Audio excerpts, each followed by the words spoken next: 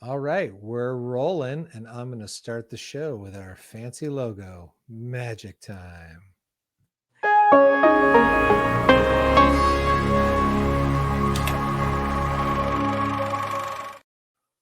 Looks just like you see it on the revealmovies.com website. Elle, Thanks. welcome. Thank you for having me. How are you tonight? I am good. How are you? I'm doing very, very well. It's always lovely to talk to creators from Reveal projects. Yes. We've got two up today to talk about. I think we should start with Uncanny Harbour. Okay. It's there's lots of short films, lots of short content on Reveeld. This is one of the rare features as they move into new territory hmm and a fairly original piece that you can mostly find on Reveal movies. So how did you get involved with that project? Was it a traditional casting call that brought you to it? Um, yes and no. I had worked with Corey Wells on prior projects. He's an amazing actor. He's an amazing friend. And we had just seemed to work together frequently. And he said, I know somebody to the rest of the people that were casting that might fit this role. I had just moved to Georgia. And so they're like, oh, well, who is this person? And so after I think he kind of pushed it a little bit for me and I got an audition. I had to audition like everyone else. And I think it was down to myself and someone else. And I got it. And I'm very, very happy that I did because it was an amazing casting crew to work with. So that was shot. What was the production like on that? So I've seen the movie. I Mhm. really enjoyed the movie. It's a very interesting detective story. You really don't see where it's going, until it gets to it. I don't want to give away too many spoilers, but Right. there's definitely an otherworldly presence to the movie, and it felt like it felt like an episode of the X Files, and then a classic like noir detective story, kind of like crossing into the middle. Like Right. what do you draw from, like, were you surprised when you read the script, and then how do you, is there something in your performance? I mean, maybe tell us a bit about your character and then how you apply those two genres to telling, to adding to your character and your performance. Well, the story itself took place in like a New England town, a traditional like fishing Hmm. town. So I think that in itself was a little different. And you get the sprinkling of the accents, the New England accent here and there, which is really nice. And um, as far as my character, it's Sarah.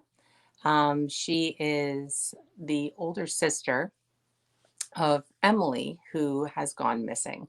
And she has gone missing, I think it's 25 years earlier. And she thinks that Emily's husband is the one that killed her. So it's like this ongoing, she's just never giving up, basically. She's like, she knows something happened with her sister. She doesn't know what it was, but she suspects her brother-in-law and she's not letting that go. And unfortunately, they live in the same town. And so everyone sort of alienated him. And he's sort of like this like black stain on the community, so to speak. It was just really interesting to play that character because it's kind of far from myself naturally. Rougher edge, just a little more just New England fishing, like, Hmm.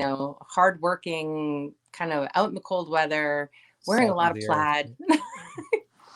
So with that, I mean, obviously, I know the answer is acting. It's what actors do. But how do you, you've got a script like this where there's so many great twists and turns. Um, how do you keep that together as an actor to make sure that you're building a performance? Because you want your discovery of these key facts, to show up on screen as authentic. But for me, even as a director, sometimes I'm already, I know ahead in the script and keep forgetting my place of where we need to be in terms of tone and emotion. Right. Well, I think a lot has to do when you're acting is the cast that you're working with. If you're working with somebody, and it's definitely an energy that you kind of feed off of with each other. It's a big help, and I think being in this particular project, being in a coastal New England town, being cold out in the, in the ocean air, and all of these sort of elements kind of helped make it a little more realistic, a little more real in general. I was only there for a short period of time, unlike some of the rest of the crew and cast that had to, put in the time, the lengthy days. We did shoot well into the night, early morning time. I think the neighbors were kind of like, what's going on over there? Because it was, Always the way with indie film. oh, Always. I know it was a tight community, but at the same time, it was some. I think they're like residents that stay there during the winter time, and so they were kind of like, "What's going on?" And well, we're doing things But that maybe not look illegal, but legal, but they are very legal. the So winter atmosphere definitely adds to the mood of mhm, the movie. I really kind it of like the does. color grade of it, and that it just feels cold. And the story, it's great because It it's was. it's about this cold case. Hmm. I really thought that was inventive. Now I've heard of some legendary premieres and screenings of this film that happened when it was released. Were you Yeah. were you able to partake in those, and were you part of Yes. these? Yes, I I mean, actually flew back for the no, if yeah, flew back for the premiere, and it was amazing. It was amazing to see the audience response.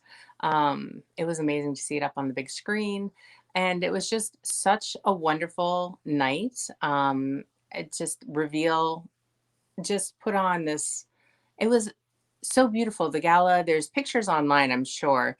Everyone had the evening gowns on, and it just the community, though, the New England community was outstanding.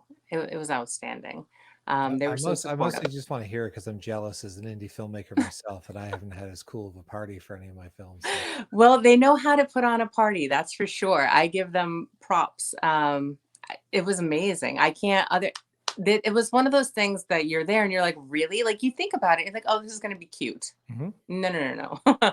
It wasn't cute. It was a gala. It was high end, and it was just very small details that they put into it. It was beautiful. It really was. Well, I think it's great. So now that the movie's released on Reveal, it can find an audience worldwide, which I think is Hmm. pretty amazing that on one platform it can reach people anywhere in the world. Yes. What's your pitch? Why should people check out Uncanny Harbor on revealmovies.com? How would you sell it? Well, the thing is that I actually shared this link with the Uncanny Harbor link and Mhm. with some of my social media followers, and the response has been really good. They, like you said, it's a who done it, and they were completely like mind blown. They were like, "Wait, what? I didn't see that coming." I think when you're going into it, you don't realize what you're signing up for exactly, and so with all the twists and turns. Um, it keeps you on the edge of your seat. It does have a lot of beautiful artistic shots in it, which is also really, Mhm. really nice. But there's not a lot out there right now like it. So I think that's what kind of sets it apart. It's definitely a very unique story, and that's what I liked when I first saw it. I thought I can't think of a movie that is exactly like I said. It's these two genres, these two types of storytelling, and it definitely kept me guessing as to where it would head. And unfortunately, I just don't want to talk too much about the plot Right, because I don't want to give it all away. right. So we're going to talk about Dollhouse. I got to get it right. I keep wanting to say Doll Face, but Dollhouse, yes. Dollhouse. See, I got it right. I've seen the film a couple times actually. But before I talk about that, as an actor, you've done a handful of short films. Mhm. What do you find interesting about short format storytelling versus feature films as an actor? Well, it's a lot. Usually filmed all at in a very Mhm. condensed amount of time. Um, I think that you know what? So I'm not gonna say how old I am because I'm not supposed to do that apparently, but We for my both just finished college. It's perfectly yeah, fine. yeah, it's Yeah, totally yeah. fine. But I'm used to things like, you had like Elvira and like short stories and the Crypt Keeper and things like that. And they were just short stories, all kind of like pieced together. And I think it's something that kind of gets looked over. I think that short stories are wonderful. It keeps you entertained, it keeps your attention, especially in times like this day and age where people have horrible attention spans. I think that, short is actually not a bad way to go. And especially if you get a collection of shorts, I think Hmm. it can be an amazing thing. It's always really fun at festivals or at other screenings where they do that. They put 8 or 10 shorts together. And what I've liked about Reveal is, I mean, I make short films, so I'm also a fan of short films as a creator. But it's a really neat way to see people's talents and explore. You get people who are making short films, and often they're making short films in 2 or 3 different genres. It's not always the same Right. genre each time. And it's a really neat way to get to see somebody's voice and see somebody's talents as an actor or cinematographer in these short fixes. And you're right, attention span is a big thing. I It think i is. enjoy i enjoy short films a lot because I don't it doesn't require 2 hours of my time every time I sit down. Hmm. It So does. with Dollhouse, had you done horror movies prior to this one? I had done one prior to that, and it was a short as well. it, So, was it a uh, similar style of horror? Because there's all sorts of subgenres of horror. no, no, no, that was not. It was from Tales That Line the Coffin, and it was it was a bit different. That was more of a psychological um, kind of thing. This was this was something you didn't want to eat dinner before seeing. This was a little. I like to call it squishy. It was a squishy horror movie. Lots of squishy Squishy noises. horror is a good, yeah, Yes. the sound Oh, design definitely will make your blood yeah. curdle. How did you get, are you a horror movie fan? Let me ask you I that am a first. horror movie Okay. fan. I am. I do love supernatural, horror, sci-fi. I'm kind of not the rom-com girl that I should be, but I do like the horror films very much so. So Not so a big you fan of Jason though. the hockey mask killer? Yes. Yeah, no, There's a I lot mean, of running. There's a lot of running and never catching, and I'm just kind of like, come on. yeah, that's the classic walk It is. walk to catch up to the people running away. But they trip and fall over a branch, so of course They you can do. catch up with them. It's They trip and completely fall over natural. nothing. So Dollhouse, how did you get involved with that? Who are the filmmakers behind it? And tell So us a bit about Alan that guy's name. Dillingham is the filmmaker, Hmm. producer, and I believe Sherry Lee is the one that wrote it. That's Um, correct. okay, I was like, I hope. And I auditioned for it. So it's funny because that was something that I auditioned for, and I think Alan Dillingham, he was on Those Who Leave Behind, which is a project that I worked on, and he was on the casting panel of that as well. And I had worked on that project. So it ended up being, I auditioned and I had worked with him prior. So I guess he knew that I was capable, so to speak. Had you in mind. Yeah, that makes Yeah. it so. Tell us about your character in that one, and give us the setup without giving too much away. Okay. Well, we are a nice little family that is having a nice evening, and it gets interrupted by a visitor, which is Dollface. And Yes. there's a nasty turn of events that are just it's almost like a cat and mouse kind of thing vibe going on in there. There's children involved. So that always, I feel, because I have children, that always adds extra stress for me when I see them in a horror movie. It's probably why So why I write so many horror movies, is because I don't have children, so I don't have I, that to think about. Yeah. it changes you. And I don't know if it's for the better because you look at it completely different. I have a little So dog, so when dogs get harmed in movies, I don't like it at all. you I can't don't I like can't it, right? tolerate Yeah. that. No, you're just like, oh, really? The children? So So Dollhouse definitely fits under the home invasion category of movies, which is a popular subgenre. And yes, you're correct. Generally, home invasion movies do not go well for the homeowners or the dwellers in the home. they don't. They Do don't. you still hear Sherry's laugh in your nightmares ever? So Sherry's laugh during that, I kept saying to her, my God, oh my God, that laugh. Because it was just so it was like nails on a chalkboard. And it would just go on, and it was maniacal. It was maniacal, and she did it so well. She played that character so well. I give her so many kudos for that. It's just it must have taken a lot to maintain, and she She's did an amazing terrifying in job. the role. Is Like, you she? know, She really when I is. had to interview her, I was just like, okay, I'm a little cautious. But then when I actually opened up the chat window like this, I was like, oh, she's a nice, sweet human being. I don't She have to be is as very terrified now. nice. She's a very nice, kind woman. So, Had yeah, had she's you, not at all like her character. had you had to do anything like that with the sort of makeup and the gore effects before, or was that a first Um, time? no, not like that. Like I said, it was just a blood splattering for the other one. The funny thing is, real quick story is I got pulled over um, on my way home from filming that with matted blood in my hair, like on the side, and blood all down my white tank top, because it was like 3 o'clock in the morning, and I was too tired. I'm like, you know what? I'll just handle this when I get home. And I got pulled over by an officer, and in the middle of this like podunk town in Maine. And he said, and that's when I lived in Maine. And he said, ma'am, can I? And he just backed up. He backed right up. And he said, ma'am, he's like, can you put your hands on the wheel? And I didn't even register what was wrong. And I was like, and I went, oh, oh, oh. I'm like, I'm so sorry.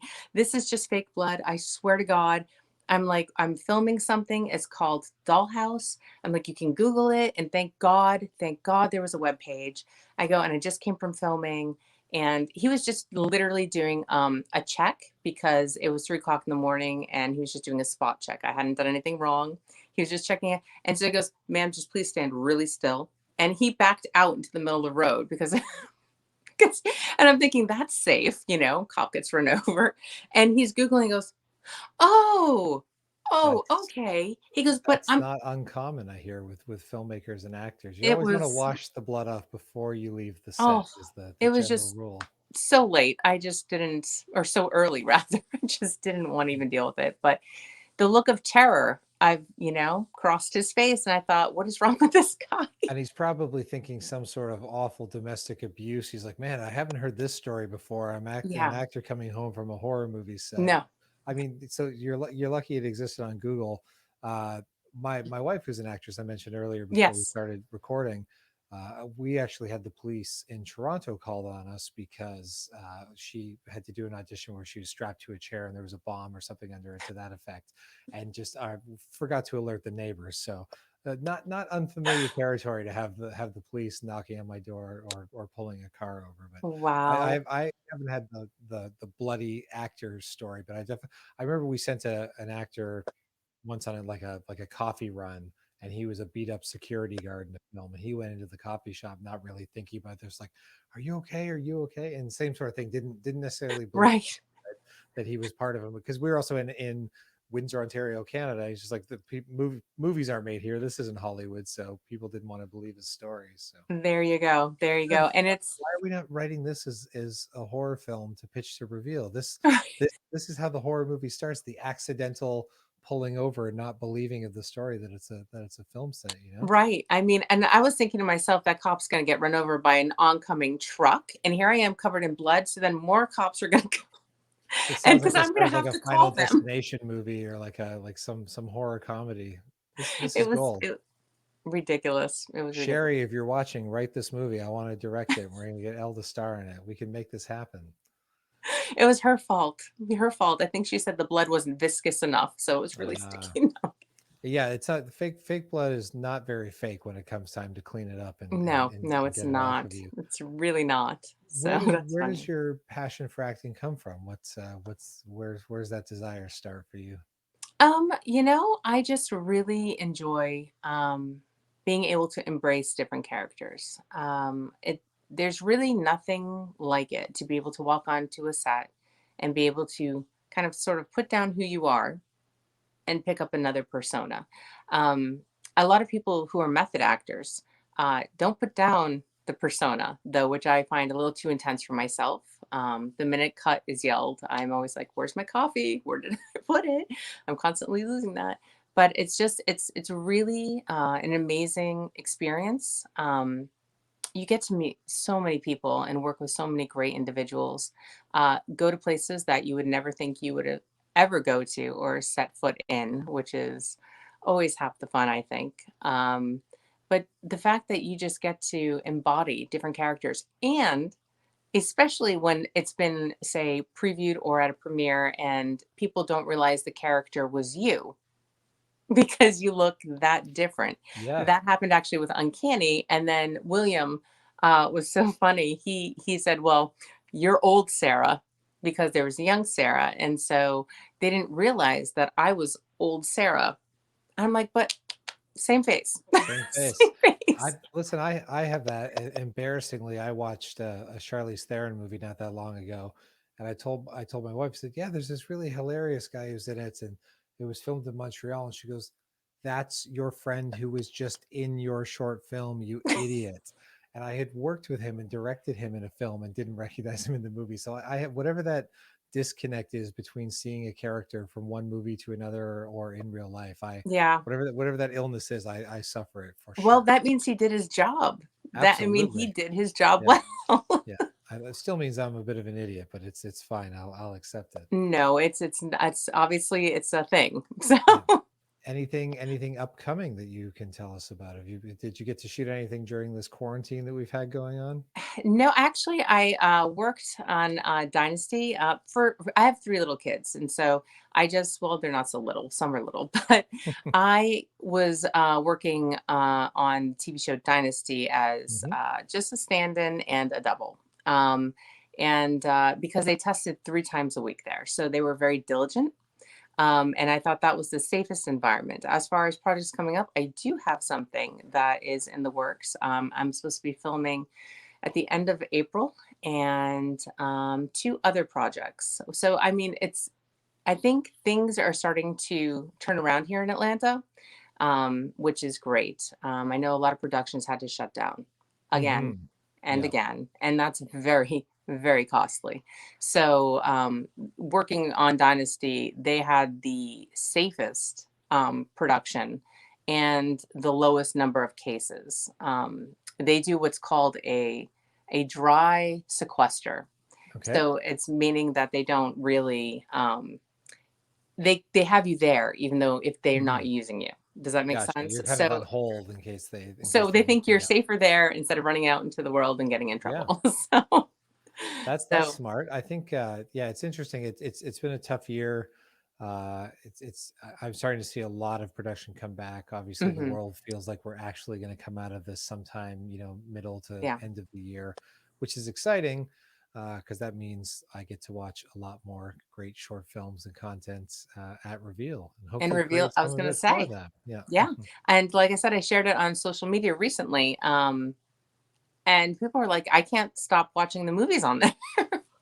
And I'm like, that's great. There's been some fun stuff, and it's a real treat for me to get to talk to people like yourself and the people behind all of these films. But with that, we're wrapping up, so everybody should check out Uncanny Harbor Yes. and Dollhouse. Yes. Dollface stars in Dollhouse. Dollhouse is a movie with Dollface Right. in it. See, I've And got it right. Dollface is actually a sweetheart. Dollface is actually a sweetheart, but I'm guessing Dollhouse is not a movie that your children will see anytime No, soon. no, Hopefully. absolutely not. Absolutely Yeah. not. It was hard for me to watch as an adult who likes and makes horror movies, but Yeah. that's Oh, wow. usually good marker of a creepy movie. It was very creepy. Thank you so That's much for wonderful. joining me tonight. Well, thank you for having me. It was fun talking to you.